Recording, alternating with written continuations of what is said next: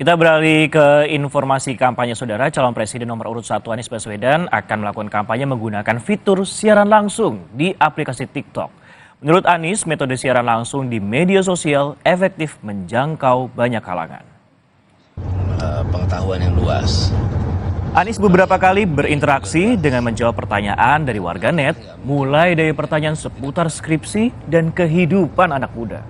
Konsep kampanye siaran langsung di media sosial ini dinilai Anies lebih santai dan juga menjangkau semua kalangan. Menurut rencana, Anies juga akan menyelipkan sesi siaran langsung di aplikasi medsos di tengah agenda perjalanan kampanye. So, I'm age of your father. Ya. Saya coba untuk, kalau kemarin kita live-nya itu ketemu muka dengan desak Anies, yang itu serius, temanya tema-tema yang kebijakan, tema-tema yang politis gitu. Kalau ini kami ingin menjangkau semua dengan yang barangkali lebih santai. Tapi saya baru mulai. Tadi sebetulnya saya udah mau melakukan lagi.